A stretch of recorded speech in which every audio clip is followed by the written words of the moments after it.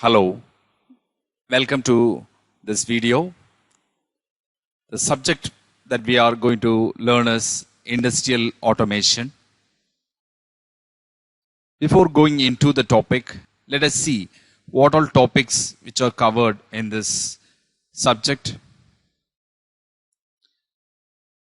This subject, industrial automation, has 6 units. The first unit is about automation. In the first unit, we are going to learn about need for automation, advantages of automation, and the requirements of automation. The second unit is about control systems. Here we are going to learn about the basics of control system, concept of control system, block diagram of control system, transfer functions, reduction techniques, and types of control systems and its applications. In the third unit, we are going to learn about the control system components and electrical actuators. In this unit, we'll be learning about the input devices like tact switch, selector switch, etc. Then sensors, different types of sensors, relays, construction and working of potentiometers, tacho generators, servo motors, stepper motors, etc.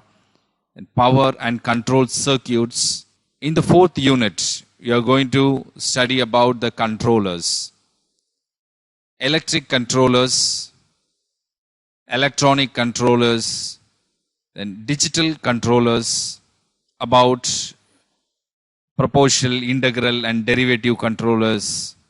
In the fifth unit, we'll be learning about PLCs, programmable logic controllers, advantages and disadvantages of PLCs, etc.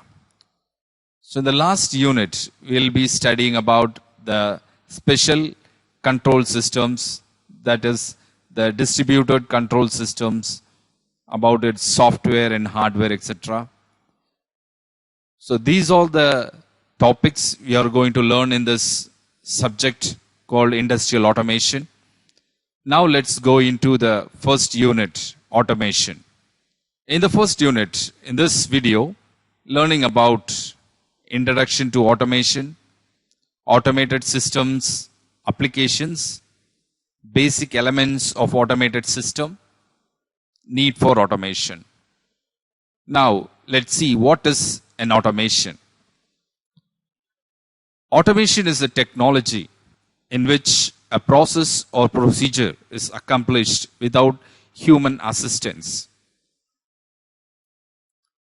So, it is the technology in which the process or the procedure is executed without any human assistance. In simple words, we can tell automation is an automatic control. So then what is industrial automation? Industrial automation is making products under the control of computers and programmable controllers. So industries are about manufacturing. They manufacture some products. So in industries, the manufacturing process is now controlled by the programmers with least or without any help of humans. Now let's see some of the automated systems in our day-to-day life. We come across a lot of automated systems in our day-to-day life. So some of the examples are ATM and cash depositing machines. We all would have used this automated system. So this automated system, this ATM, is a cash vending machine. Or here, in some machines, we can even deposit the cash. It gets the inputs and it validates the amount available, etc. And then it gives an output according to the input. of the user. The second is a washing machine. These washing machines are very commonly used in the households. Previously, we had semi-automated washing machines, and now we use fully automated washing machines. In this automated systems, we have to place the liquid soap or the powdered soap in appropriate tray. We have to put the liquid conditioners or whiteners in the other tray that is specified for it. Then we have to give the water inlet and also the power connection. Then after initiating it, it starts working. It starts executing its procedure or process. So according to the user input, the setting has to be done and it should be started. And the automated washing machine, it does all the functions by itself without the help of any humans. So generally, the washing machine comes with two solenoid valves. And in the first step, it just opens the solenoid valve, that is, connects the soap tray. And the water, it washes away the soap or the liquid, the powdered or liquid soap, and the water will be collected in the drum where the cloths are placed. The water level reaches a specified level, it deactivates the solenoid valve and then it starts its process. So the drums moves clockwise direction for some specific time, and then it reverses its direction. It washes the cloths in different speeds. And once the washing cycle is completed, or it switches on drain pump, and the water is drained out. And after this process is completed, the next activates again the same solenoid valve, and again it rinses the cloths, and again the same procedure. During the second or third rinsing cycle, the second solenoid valve is turned on, and the conditioner or that fabric whiteners, whatever it may be, that will be washed away, and using that it is rinsed. And finally it is rinsed, and after the process gets over, it intimates the user, it gives a beep sound, the process is over. And this is how the automated machine performs the function. It has the sensors to sense the water level, sensor for sensing the door. When the process is on, the user should not open the door. And if accidentally it opens, the process should halt. So these are some of the procedure which is followed by the washing machine. It work automatically. So similar way our air conditioner works. Vending machines that we find in shopping malls, in airports, in railway stations, they work in the same way. We might have seen this automatic doors in some shopping malls, hospitals, or some other places, where even it senses the presence of some object. It suddenly opens the door, and when there is no object, it closes the door. So by means of a sensor like ultrasonic or active IR sensor, it senses the presence of object, and it automatically opens and closes the door. So these are some of the day-to-day automated systems that we come across. So in industries, we have many automated systems. Now most of the industries are automated. So some of the examples of automated systems in industries are automated machine tools. We have heard about CNC machines. Then automated assembly systems, printed circuit board assemblies or made automated. Then industrial robots. Then we have automated material handling and storage system. packing robots, then automatic inspection systems for quality control. So these are some of the automated systems which are used in industries. Now let's see what are the basic elements that is required for an automated system. Generally, every automated system requires power source, then it needs a program of instructions.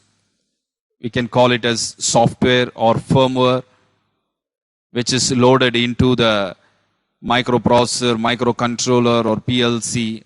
It directs the process. So instructions are given inside. It is stored inside the chip and it directs the process. And control system. So this is for actuating or executing the instructions. This control systems, it controls the actuators. So about the power source. So electricity is a principal source of power for any industry. So electricity plays a very important role. Why electricity is used is because electricity is widely available. So the availability of electricity is high. Also, we get electricity at moderate cost.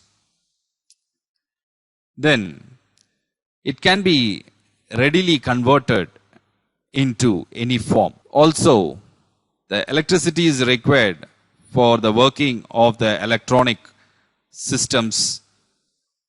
So this electricity also can be stored. It can be stored in batteries. So in case of any failure of electricity, so this batteries can be used for any emergency or for any critical work. For example, we are using lifts in our buildings. So sometimes if the electricity fails and you are traveling in the lift and it was in a middle of 2 floors, then now the modern lifts has the batteries which will take control. The control systems take power and slowly it will take you to the nearest floor. So electricity can be stored and it can be used during some emergency or some critical needs. Also, this electricity is used to power the actuators, sensors and controllers. Then the program or instructions or the software or firmware. So these are the instructions. So these are the set of instructions which are stored inside, and this is very important, and all the functions will be performed according to the program that is fed into the system. So for PLCs, we have ladder logic programs, we have assembly language programs, then we have C programming for microcontrollers, microprocessors, etc. So that depending upon the controllers, we have to write programs and we have to load the program into the controllers, and this decides what need to be done. So next we will see the need for automation. So what is the need for automation? Why we are going for automation? One of the reasons is to increase productivity. When we go for this automated systems, the machineries will work 24/7. In most of the industries, you can see machines running 24 hours. Very rarely it will be switched off for maintenance. So it works day and night. Also, the speed of working is multiple times more when we compare to a human labor. So the productivity is very high. So in a very short span, we can produce number of products. Secondly, to reduce the labor cost. Labor cost is keep increasing. So to reduce the labor cost, these automated systems are being used. So by reducing the labor cost, we can reduce the cost of a final product. So next is to overcome the effects of labor shortages.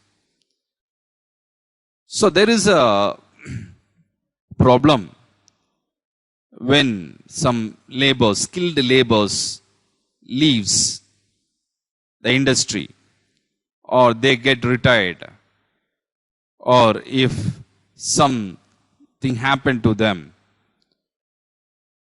So in that time, the industry suffers. So they need some replacement for the labors. Now we are undergoing some pandemic problem because of this COVID-19. So now we have heard that many of the laborers, they have left, went back to their native places. Now the industries are suffering without proper labors. So in such a situation, the production is getting affected. So to overcome this labor shortages, this automation is helpful. And next is to reduce or remove routine manual tasks. So the humans, they feel stressed when they do a routine work, a same repetitive works. So in order to avoid such situations, these automated systems are being used. Nextly, to improve worker safety. In some chemical industries, the laborers are exposed to some harmful chemicals. They work in some hazardous environment. They need to work in places where the temperature is very high, and it affects the health of the laborers. To avoid such situations, this automation is being used. Also, to improve the product quality. So when we have an automated systems, quality will be comparatively good when comparing to the human labors. Next is to improve manufacturing lead time. Any success of the product, one of the factors is quick to market. How fast the product is coming to the market. So only is through this automation we can deliver the products in a very short span. Next is to accomplish what cannot be done manually. Some tasks cannot be done manually. So there are tasks where the human labors have some limitations. In that situations, this automation will help. And also, finally, as a whole, the product, the cost of the product is very important. So the success of the product also depends on its final cost, because though the market is very competitive and people looks for some cheap or products with less price, they look for quality as well as prices. So with the help of automation, we can bring down the price of the product, final product. And these all some of the needs for automation. So in this video, we have seen the introduction about automation, industrial automation. We have seen the need for automation, elements of automation, applications of automated systems. Hope this video was useful. Thank you.